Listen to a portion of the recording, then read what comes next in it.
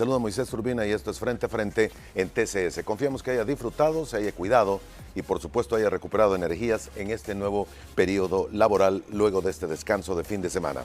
Vamos a tener dos pláticas esta mañana. En la primera parte, el licenciado Eduardo Escobar. Él es el director ejecutivo de Acción Ciudadana, quien ya se encuentra con nosotros aquí en el estudio. Buenos días. ¿Cómo ha estado, licenciado? Bienvenido. Buen día. Gracias por la invitación, Moisés. Pues todo bien. Gracias por acompañarnos. Un análisis jurídico de las recientes reformas aprobadas en Asamblea Legislativa y también los temas de coyuntura y de realidad nacional. En una segunda parte, el licenciado Yamil Bukele, aproximadamente a las 7:15 de la mañana, presidente ad honorem del Instituto Nacional de los Deportes de El Salvador. Labor y proyectos para mejorar el deporte salvadoreño en general y naturalmente el tema de la selecta y otros temas adicionales. Gracias por acompañarnos esta mañana. Licenciado, buenos días y bienvenido. Lo que dicen los analistas es cierto, en El Salvador nadie se aburre, todos los días hay un tema nuevo que platicar. ¿Cuál considera, antes de alguna pregunta específica, debe de ser hacia donde debemos de apuntar los ojos políticos y el olfato político para esta semana? Bueno, para esta semana yo creo que lo que está invadiendo la agenda es el tema de los hallazgos de fosas clandestinas, Sí. donde lastimosamente pues están enterradas personas que han sido asesinadas, pues se supone que por pandillas. Yo creo que ese es un tema que no debe de salir del ojo de la opinión pública, y no solo por el tema de querer sacar un provecho político contra el gobierno, sino que creo yo que aquí el punto, y aquí es donde el gobierno debería tomar conciencia, que estamos hablando de un real problema que afecta día a día a la población y que debe de tomarse cartas en el asunto. Dejar ya de lado toda esa parafernalia del plan de control territorial y entrarle en realidad a ver cómo se puede combatir el crimen y sobre todo este tipo de delitos que se están cometiendo y que están afectando a la familia. Entonces yo creo que debemos como país, o sea, aquí el llamado es que como país nos pongamos en función de cómo resolvemos este problema. Obviamente el gobierno es el que tiene la mayor responsabilidad, pero creo yo que ese es el tema que no debe salir de la agenda para lo que viene en la semana. ¿Será una práctica o una situación, una situación aislada que se está dando porque pareciese estar todo concentrado en el área metropolitana y sus alrededores, o será un fenómeno a nivel nacional, señora? Yo creo que no, o sea, al menos con los datos que se tienen, no se puede aventurar a señalar que es focalizado, ni tampoco decir que es a nivel nacional, o sea, no se sabe.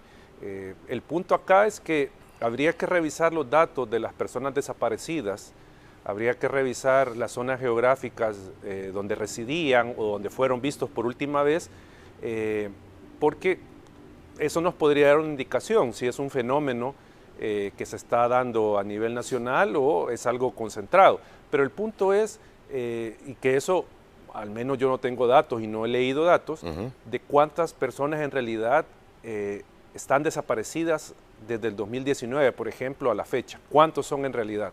Porque recordemos que hay casos donde se señala que alguien desaparece, pero luego se anuncia, y a veces no se anuncia, que ya encontraron a la persona y que está viva, que está sana.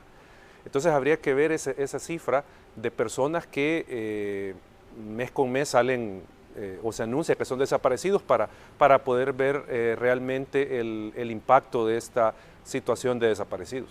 Exacto. Señor, hay momentos que se están dando y que podrían llevar a pensar qué está ocurriendo en la relación entre los países del área. Conocimos el fin de semana una protesta formal del gobierno de Nicaragua ante la Cancillería salvadoreña por la incursión de algunas embarcaciones armadas salvadoreñas en aguas que Nicaragua dice son aguas nicaragüenses. ¿Esto será parte de una estrategia del gobierno nicaragüense tratando de desviar atención de algunos puntos y qué es lo que estará pasando si es que realmente ha habido embarcaciones haciendo estas incursiones por parte de El Salvador?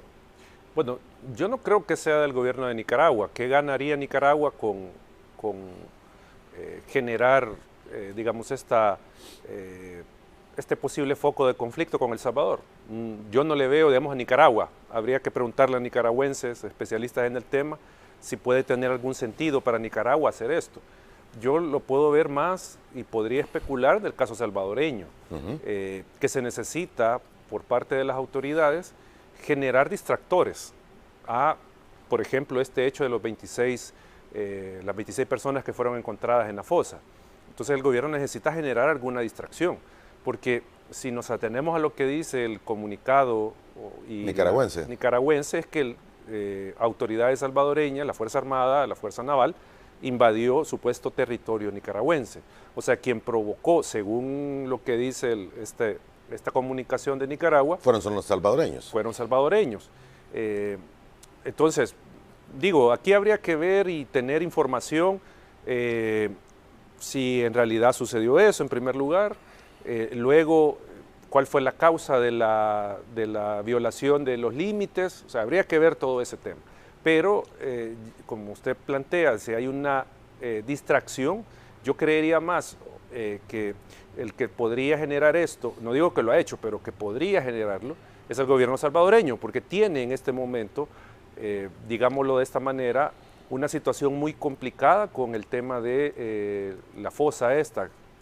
Que fue encontrada con los 26. Que fue encontrada. Entonces necesita el gobierno, sin duda, generar algo que distraiga la atención de esa situación. Y esto podría ser una situación generada, obviamente medido, de generar esta, entre comillas, confrontación o esta situación con Nicaragua para desviar la atención. Porque también, si nosotros comenzamos a ver, cuando se supo y se comenzó a difundir con mayor asiduidad la noticia, el presidente cambió su foto de Twitter, puso su foto como mujer. Entonces, obviamente, esto es para levantar polémica, generar en la opinión pública alguna reacción a esto, pero sin duda esta es una parte de la estrategia de desviar la atención de ese caso de los 26 asesinados y que se encontraron en la fosa. Entonces, obviamente hay que ponerle atención a algunos hechos políticos que pueden ser artificiales simplemente para poner la atención donde el gobierno quiere que se ponga la atención. Es un tanto complicado si se tiene y se mide la distancia que existe en el Golfo de Fonseca, señor. Yo no sé si, por curiosidad me puse el fin de semana a hacerlo después de que leí el comunicado, pero la distancia que hay entre el punto más extremo, y tal vez lo podemos poner en pantalla, del territorio salvadoreño en el Golfo y Punta Cosigüina, que es la zona que delimitó, que dijo el comunicado en que se había acercado, esa sería la distancia, y la distancia es de 36 kilómetros. Y se mencionaba en el comunicado que anduvieron a 50 kilómetros, o sea, 50 kilómetros serían en todo caso aguas compartidas de territorios. Claro, pero igual, como decía yo hace un momento, habría que analizar en primer lugar si se dio ciertamente esa invasión de los límites, esa violación a los límites, y luego indagar las razones de por qué se dio eso. O sea, creo que todo eso podría al final dar una pista si se trata de algo, de un incidente meramente, o fue algo creado precisamente para tratar de levantar opinión pública, tanto por Nicaragua como por El Salvador. Pero como digo, Nicaragua no sé cuál será la ganancia que podrá tener, pero el caso salvadoreño sí puede haber en este momento una utilidad de generar este tipo de hechos con un país vecino. Solo para dejar este tema, hay quienes consideran que la zona del Golfo de Fonseca es un polvorín a punto de estallar y hay momentos, bueno, como usted señala, podrían haber razones en El Salvador, tal vez no tanto en Nicaragua, pero sí ha tenido elecciones hace poco y tiene también una serie de líderes de la oposición encarcelados y con juicio que se están dando en los últimos días. Y Honduras está saliendo en este momento, acaba de tener elecciones y está en un momento también un tanto complicado. Sí, yo creo que no hay que perder de vista que muchas veces los gobiernos, cuando están viéndose con ciertos problemas, como se dice, la vieja confiable es generar un sentimiento de nacionalismo Sí, también. En la ciudadanía, y con esto de alguna manera se borran, entre comillas, los problemas que puede tener un país. Entonces, yo no descartaría que esta situación en el Golfo de Fonseca responda, no creo que a intereses geopolíticos, no creo que ese sea el punto, sino que pueda responder más a generar simpatías nacionales para, como digo, desviar la atención de los problemas que puedan haber en cada uno de los países. O sea, no estaría eso tan loco de pensar que ese es el origen y que al final a todos les conviene generar este tipo de situaciones porque sacan un lucro los gobiernos de estar generando pues esos nacionalismos. Muy bien, volvemos a temas nacionales, a temas políticos, a temas dentro de la Asamblea Legislativa.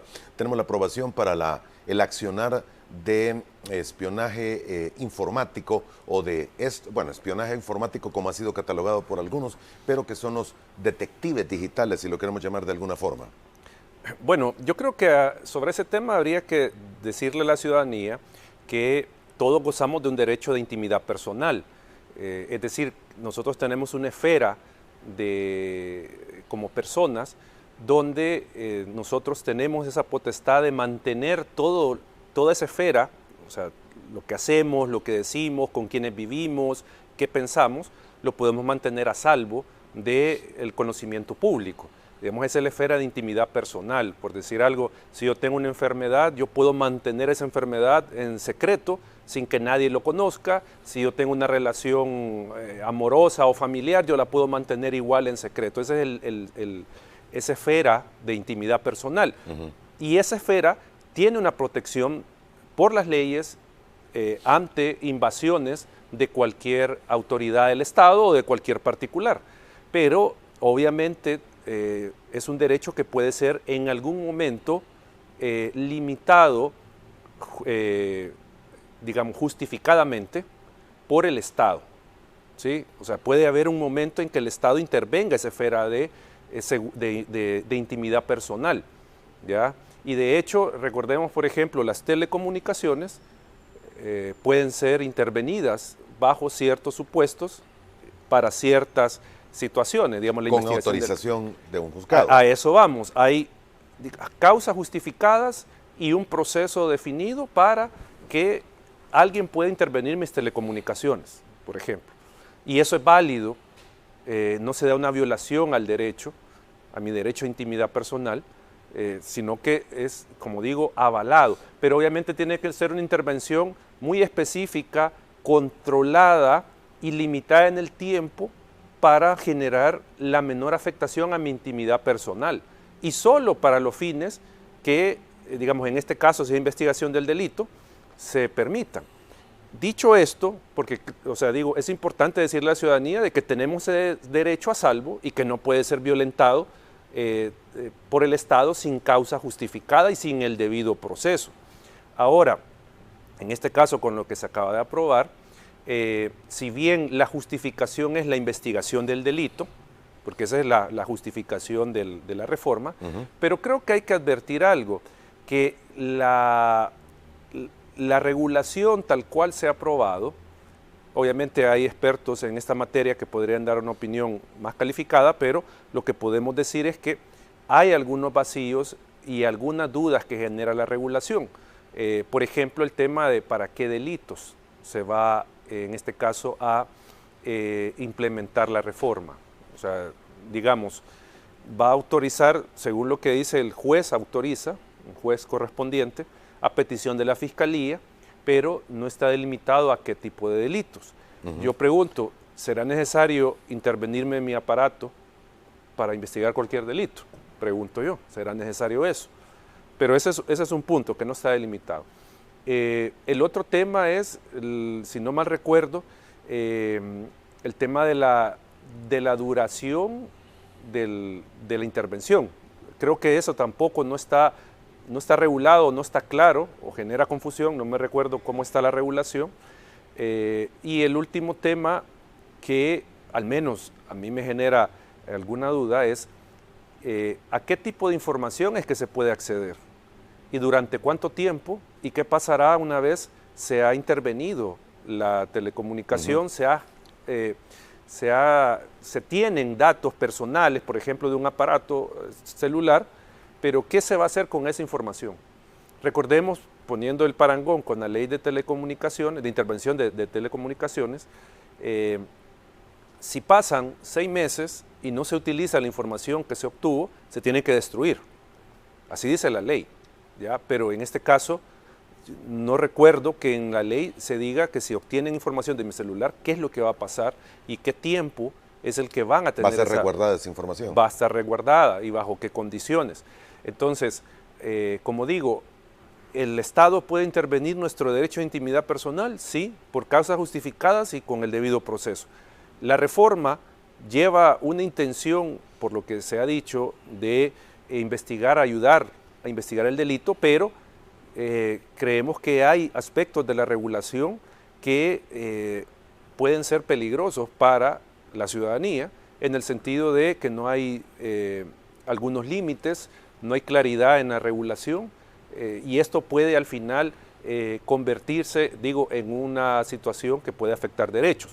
Y si le sumamos el contexto en que se aprueba, las intervenciones a teléfonos que ya se han comprobado por diferentes expertos, a teléfonos celulares de periodistas y miembros de sociedad civil, incluso que parece que de políticos, entonces abona digamos, a esa situación de incertidumbre de para qué la reforma, qué es lo que se busca con la reforma. ¿Será en realidad investigar delitos o será intervenir legalmente aparatos de la ciudadanía que pueda resultarle incómoda al gobierno? O sea, ahí es donde entra digamos, la duda con la reforma y el contexto en que se da la reforma. Son reformas al Código Procesal Penal. Claro, claro. Eso es más serio todavía. Sí, entonces, acá creo yo que si hay necesidad de que esté esta reforma vigente, yo lo que creo que lo que es más conveniente es que se revisen estos aspectos que ya se han señalado, que son de debilidad de la reforma o que generan un riesgo para la ciudadanía y que se corrijan. O sea, yo creo que eso es lo que se debe hacer, porque como digo, no es estar en contra de que se investigue el delito y que se utilicen algunos medios que puedan ayudar a resolver la delincuencia, ¿verdad? Pero el punto es que tengan la garantía suficiente a la ciudadanía que no se va a intervenir su teléfono, sus correos de forma indebida por las autoridades estatales. Yo creo que a eso es lo que se debe de llegar. Este día en la Asamblea Legislativa iba más. Había otra reforma también que tenía que ver con el Instituto, con la Ley de Acceso a la Información Pública. La misma venía ya con un dictamen favorable, pero algo sucedió. ¿Qué interpreta? ¿Qué ha escuchado? Yo creería que pueden ser, digamos, dos cosas. Uno, el timing del gobierno. ¿El qué? Timing. El timing. Algo necesitan que tenga más relevancia, ¿ya? Y no quieren que se vea, digamos, en este caso, opacado en la opinión pública por el tema de las reformas a la Ley de Acceso a la Información. Esa puede ser una explicación de por qué lo retiraron y por qué siguen en la discusión, creería yo. Y el otro tema puede ser que han medido el costo político que les va a generar aprobar esta reforma. Puede haber un costo político y eso los ha detenido a efecto de tratar de maquillar la reforma para que no luzca como una regresión en materia de acceso a la información, sino que una reforma que es necesaria, ¿ya? Y que por lo tanto baje el costo político que pueda tener. Yo creo que una de esas dos son las razones que podrían explicar por qué detuvieron la aprobación de la ley. No le veo yo otra lógica. Los costos políticos no parecen haber sido tomados muchas veces, aunque algunas sí, muy en cuenta cuando se va para la aprobación de leyes, firman algunos. Depende, yo creo que depende el costo. O sea, por ejemplo, con la ley de agentes extranjeros, que lo que se maneja es el costo político que esto iba a generar, era porque se retiraba la cooperación y eso iba a golpear a algunas comunidades, algunos sectores, y iba a tener un costo que se le iba a trasladar directamente a la Asamblea y al presidente, ¿verdad? Yo creería que en el caso de la Ley de Acceso a la Información sí puede haber algún costo, tal vez no directamente con la población, pero digamos, si se está en este momento con la discusión de, voy a poner el caso de los 1.300 millones con el Fondo Monetario y todo esto que se está discutiendo sobre el país, yo creería que aprobar retrocesos en materia de transparencia sin duda puede tener un impacto en las condiciones de país para acceder a financiamiento. O sea, eso puede ser un efecto de que no ofrezca las mínimas garantías el Estado de poner a disposición de la prensa, de la ciudadanía, a efectos de fiscalizar el correcto uso de los fondos públicos, que no se va a poner a disposición esa información. Entonces va a volver más secreto el manejo de la cosa pública y eso, digo, puede no ser bien visto por inversionistas, calificadoras de riesgo, no sé, o sea, puede tener ese costo y eso los puede detener. Pero digo, son hipótesis de qué es lo que está pasando porque no han dicho nada en la comisión de por qué se detuvo la reforma. Solo lo que tuvimos el martes, si no estoy equivocado, el pasado, propio día. o lunes, no me recuerdo qué día es que llegó el presidente del instituto. No me acuerdo qué día es que llegó el presidente del Instituto de Acceso a la Información, que eso es como lo último que ha pasado con la discusión para aprobar esta ley. Muy bien, estos son los temas de la Asamblea Legislativa y ya que lo menciona usted de las negociaciones con el Fondo Monetario Internacional, de las repercusiones que podría tener una reforma a la Ley de Acceso a la Información Pública para lograr esta negociación, ¿será que todavía hay negociaciones? Porque hay manifestaciones y declaraciones dispares dependiendo de qué sector escucha o a quién le pide opinar. Bueno, puede que haya todavía alguna negociación, porque no se ha escuchado de ninguna de las partes que está cerrado el tema de la discusión. Pero, digamos, aunque se esté o no negociando con el tema del Fondo Monetario, pero siempre están las calificadoras de riesgo encima del país, siempre están viendo qué reformas se hacen y cómo va a impactar el tema de los bonos, etcétera, etcétera, el tema de la deuda de país. Entonces, creo yo que más allá de si está la discusión o no del Fondo Monetario, pero digamos, el clima de inversión y todo esto siempre es objeto de análisis y de observación por parte de las diferentes entidades calificadoras de riesgo y todo esto que están viendo al país, pues, y por eso decía yo de alguna reforma que vaya cerrando la información, que vaya volviendo a un gobierno más opaco, puede tener un impacto en la calificación del país, por ejemplo.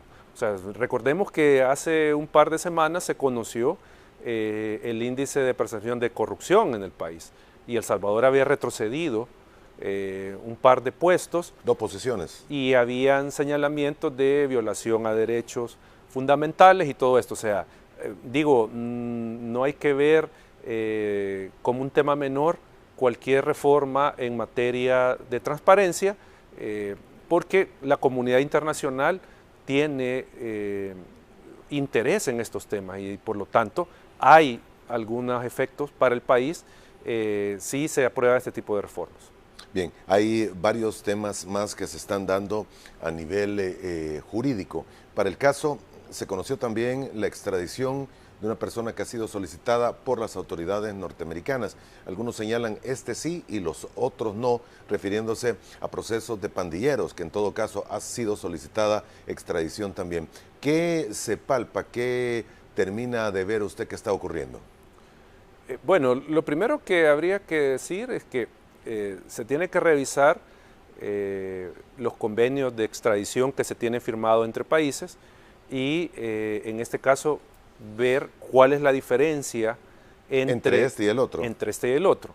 Lo que se había mencionado por autoridades de seguridad pública es que en el primer caso en el que se está negando la extradición, si no mal entiendo, tiene que ver con que se le puede aplicar la pena de muerte. Hasta ese punto podría llegar la sanción. Y en este caso entiendo que no hay una pena capital para la persona. Entonces pareciera que esa es la diferencia. Pero bueno, más allá de ese tema, lo que podríamos decir es, a simple vista, es que hay una aplicación selectiva en este caso, de la ley o de los convenios, según sea el caso, ¿verdad? Porque sí se está dando trámite a algunas extradiciones, pero a otras no. O sea, eso es lo que yo podría mencionar al respecto, ¿verdad? Hay algunas diferencias que hacen viable para el país aprobar la extradición, y para otras se argumentan este tipo de situaciones, como lo de la pena capital que mencionaba, que está haciendo una diferencia en la aplicación de estos convenios de extradición. Bien, ha habido también algunas gestiones que se han hecho desde la Corte misma para agilizar procesos, y tengo entendido que ha habido reformas para establecer tiempos y que se den sentencias o se aceleren los procesos para evitar la mora judicial. Uno podría verlo desde el simple punto de vista de espectador, de qué bueno que se está buscando esto. Algunos señalan por qué en este momento. Bueno, sobre ese tema, lo que hasta el momento, al menos yo conozco, es un tuit de la Corte Suprema de Justicia donde se señalaba que se había enviado, se estaba preparando, no me recuerdo exactamente cómo decía el tuit, una reforma en ese sentido.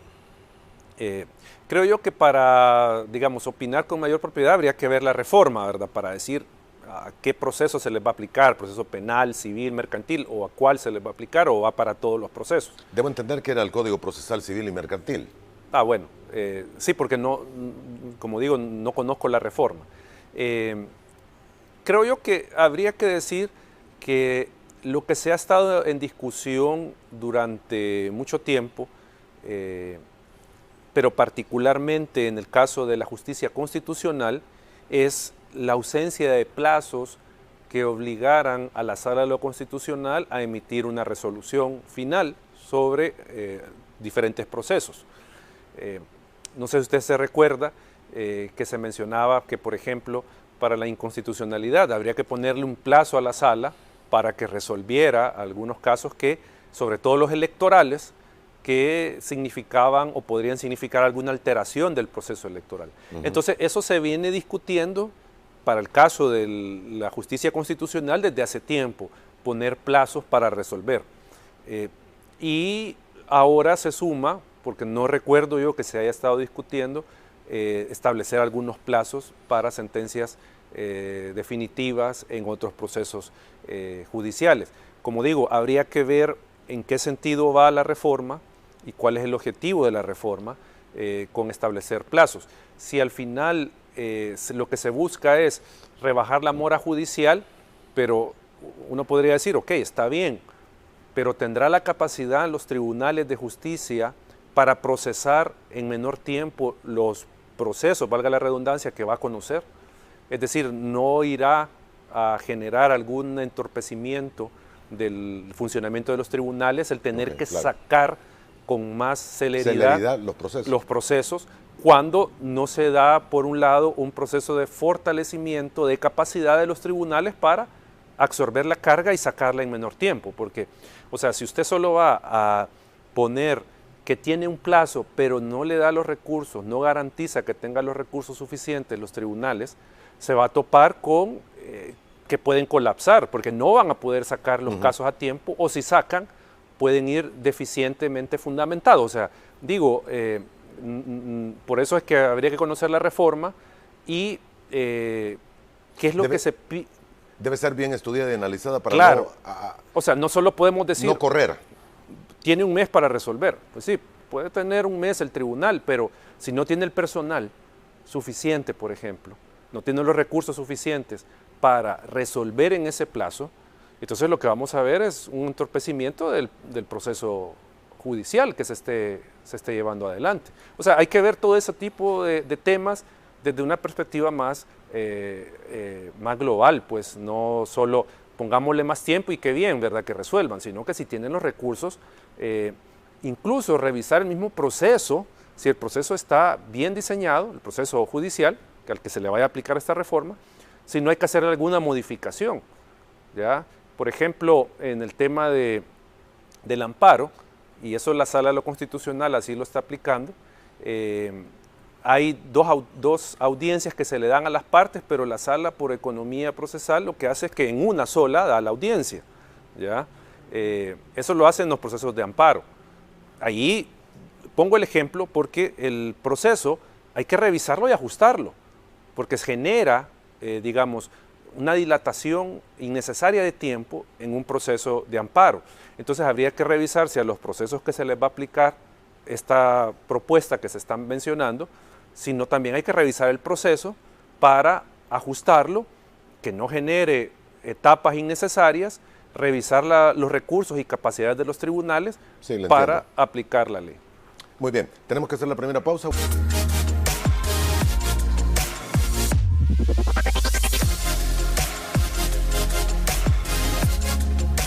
Muy bien, gracias por continuar esta mañana con nosotros. El licenciado Eduardo Escobar, director ejecutivo de Acción Ciudadana, nos visita aquí en frente a frente. Algunos interrogantes de los temas que hemos hablado. Alicia Fuente nos dice: buenos días, ingeniero. El Estado y las herramientas que le permiten controlar el crimen se deben modernizar. Ahora todos nos comunicamos más por WhatsApp que por llamadas, incluso quienes cometen los actos delictivos. Solo los delincuentes pueden temer a algo así. Me refiero a las reformas al Código Procesal Penal.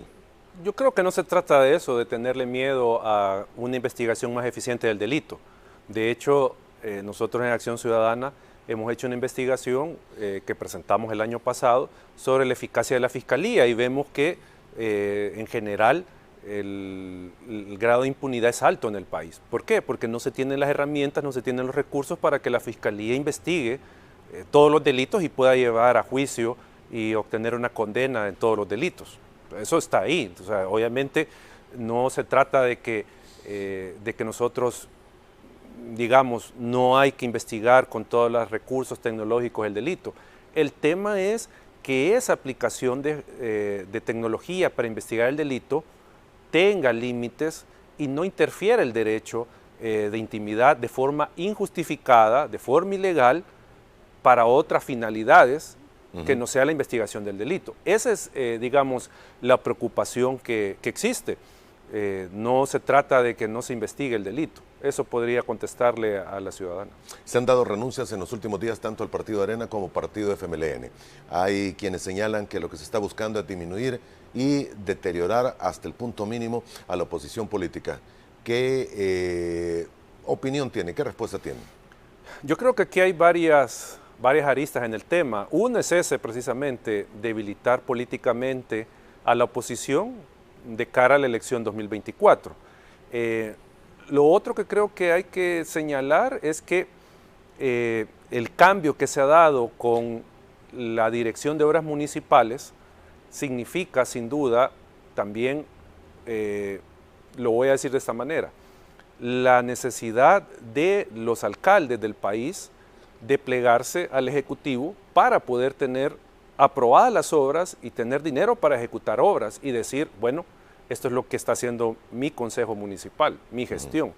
Y en esa medida, sin duda, quienes no se alineen al Ejecutivo van a tener serios problemas para mostrarle a la ciudadanía que no se equivocó al nombrarlo y que hay una gestión con resultados. O sea, porque este cambio con la Dirección de Obras Municipales, en primer lugar, afecta la autonomía municipal, ¿sí? Eso lo afecta gravemente. La lógica que se puede ver en diferentes países de desarrollo local es darle más autonomía, descentralizar del gobierno central las obras, darle más recursos a las municipalidades para que ellas puedan ejecutar las obras y generar desarrollo local. Pero aquí estamos viendo el proceso a la inversa. Pero más allá de ese tema, lo que genera es que un alcalde, un consejo municipal tiene que plegarse al Ejecutivo para que le aprueben las obras, porque recordemos que quien va a aprobar las obras y va a dar el dinero es la Dirección de Obras Municipales. si yo no estoy en sintonía con esta institución, yo no voy a tener obras que desarrollar. Entonces, si yo soy de la oposición, ¿qué le voy a decir a la ciudadanía en 2024? Vota por mí. ¿Qué es lo que he hecho? No he hecho nada, porque el gobierno me tiene bloqueado. O sea, este cambio también es una herramienta de bloqueo político a la oposición. Ahora, si todas las leyes se mantienen como están y no hay ninguna reforma en los próximos días, todos aquellos alcaldes que salen de un partido político, renuncian a un partido político, no van a poder participar en el próximo periodo por la ley de transfugismo. Esa es otra de las aristas. En todo caso. Esa es otra de las aristas, que obviamente no se están haciendo estos movimientos en falso. O sea, no se están tirando del avión sin paracaídas. Lo están haciendo porque tienen un paracaídas. ¿Y el paracaídas es? Que van a reformar de seguro la ley. Van a eliminar el transfugismo de seguro. Eso es lo que van a hacer. O lo que uno puede pensar que van a hacer. Porque obviamente al gobierno le conviene, y a Nuevas Ideas, que disminuya la cantidad de alcaldes de la oposición, que se vean debilitados. En Arena creo que solamente quedan 2 ya. No he sacado la cuenta porque como casi cada semana abandonan la disciplina del partido, no sé cuántos van ya y cuántos le quedan. Pero el punto es que, o sea, haciendo un ejercicio, digamos, rápido, uno puede decir, bueno, yo vivo de la política, yo necesito reelegirme en la otra elección. Estando en este partido, que es oposición, no me van a dar, el gobierno no me va a dar fondos, no me va a aprobar obras, entonces ¿yo qué voy a demostrar? Tengo perdida la elección. Yo quiero mantener el cargo, quiero seguir acá. Y la única forma es teniendo obras que mostrar. La única forma es teniendo obras, y para tenerlas, pues, y aquí no sabemos si es algo planificado, incitado por el gobierno o Nuevas Ideas, no sé, pero el punto es que se salen de la disciplina de sus partidos para, digamos, mostrarse independientes, poderse alinear al gobierno y así obtener recursos para las obras. O sea, uno puede pensarlo así, pero ahí es donde viene el punto. Pues sí, pero tienen prohibido salirse del partido, y si salen tienen que mantenerse independientes y no pueden competir en la siguiente elección. Entonces, ¿cuál es la lógica de salirme de mi partido para tener obras y poderle mostrar a la gente resultados? Es porque van a reformar o pueden reformar la prohibición de transfugismo. La única respuesta, la única salida sería que les han dado un paracaídas. ¿Eso cree usted? Eso creería yo. Eso prevén o eso van a promover. ¿Es posible reformar la ley para que... Sí. Si eso lo pueden hacer, tienen los 43 votos. ¿Es mayoría simple? Mayoría, sí. Mayoría absoluta, que son los 43. O sea, lo pueden hacer. Pueden reformar la ley. Y si se lleva... O sea, ya no hay el recurso de sala de lo constitucional, de llevar una inconstitucionalidad. Porque recordemos que el transfugismo deriva de una sentencia de la sala de lo constitucional. Correcto. Entonces, en este momento no tenemos sala de lo constitucional. No hay sala constitucional en este momento. Entonces, y quienes están ahí usurpando el cargo no van a resolver una reforma de este tipo. ¿Ya? No lo van a hacer. Entonces, creo yo que con este tema de la Dirección de Obras Municipales hay mucha tela que cortar en materia de autonomía municipal, desarrollo local, transfugismo y, digamos, lo que yo mencionaba hace un momento, la alineación de los consejos municipales al gobierno. Porque aquí, ojo, al final lo que genera también es hacer omnipresente al presidente en cualquier obra municipal, porque es el Ejecutivo la que la aprueba. Eso, digamos, es como retomar la lógica de los gobernadores. El gobernador en un principio era el representante, bueno, y así estaba, el representante del Ejecutivo. Era para que el Ejecutivo estuviera presente en todo el territorio de la República, el presidente de la República estuviera ahí. Entonces, acá es, digamos, es la misma lógica. El presidente está presente hasta en un chorro que se habilite en un municipio. Eso es lo que está pasando. Entonces, por eso digo, política, administrativa y financieramente y electoralmente tiene impacto este cambio de la Dirección de Obras Municipales. Por lo que hemos visto y escuchado, no es únicamente Arena y el FMLN los que están siendo buscados sus alcaldes, sino que también pareciese ser que Gana ha sido objeto por lo menos de pláticas. Si se ha concretado en algún punto públicamente no se conoce todavía. Creo que era por lo que decía el exdiputado magaña, ¿verdad?, que se habían acercado a otros partidos. Pero igual, el punto es que se está generando esta situación a nivel de consejos municipales que están abandonando sus partidos y que sin duda tiene un beneficio para el gobierno y para el Partido Nuevas Ideas. Eso es lo que al final uno podría decir sobre estos movimientos, independientemente del partido que sea. Que sea el que están tocando. Claro. ¿No se le ve futuro político a Arena ni al FMLN, señor? Más que a ellos, a la oposición, o sea, en general a la oposición, no se le ve, y esto lo mencionábamos en una entrevista que tuvimos hace unos meses, que la oposición política está sin credibilidad, está sin fuerza electoral, no tiene apoyo popular, ahora no tiene nada que mostrar, porque antes podían desde la gestión legislativa decir esto hemos hecho, ahora no tienen esa posibilidad. Porque pueden presentar las iniciativas que quieran, pero como no están los números, nunca van a pasar. Entonces, ¿qué muestro? Tenían a salvo solo a nivel municipal mostrar obras, mostrar resultados. Ahora ni eso tienen. Entonces, obviamente, todo esto está configurando un panorama muy complicado para la oposición en 2024. O sea, y ya no solo a nivel de presidencia de la República, sino que a nivel legislativo municipal. Esto se ve muy mal. Y el problema es que no hay, porque tenemos dos fenómenos a la par. Uno, ya Nuevas Ideas está mostrando desgaste a nivel legislativo. Ya las encuestas están mostrando una variación de las preferencias de la ciudadanía y el apoyo que tienen este partido en asamblea. Y un porcentaje bien alto de indecisos, por lo menos así lo manifiestan ellos. Claro, pero ya los niveles de aprobación y de simpatía van bajando, según las encuestas. A nivel legislativo, a nivel de partido, Nuevas Ideas. Tenemos eso por un lado, pero por el otro, ese descontento que ya se comienza a mostrar, no hay quien lo esté capitalizando. Y ese es el problema de la oposición. No hay quien capitalice ese descontento, porque esto va a seguir, este descontento de la ciudadanía, y que luego se va a trasladar a nivel municipal, cuando la burocracia de la Dirección de Obras Municipales no le comienza a dar resultados a la gente con las obras municipales, porque eso es lo que de seguro va a pasar. No va a tener capacidad de atender con resultados inmediatos las obras que necesitan o las obras que prometieron y ofrecieron. Y aparte que van a priorizar en ciertos municipios donde van a generar oro. Entonces la gente va a comenzar a mostrar descontento porque no ve un cambio a nivel municipal. A nivel legislativo, pues ya comenzamos a ver eso. Entonces, el problema para la oposición es quién está capitalizando ese descontento. Todo el desgaste que se está dando por parte del oficialismo. Bien, gracias por haber estado con nosotros esta mañana, licenciado, muy amable. No, un gusto y siempre a las órdenes, Moisés. Licenciado Eduardo Escobar, director ejecutivo de Acción Ciudadana.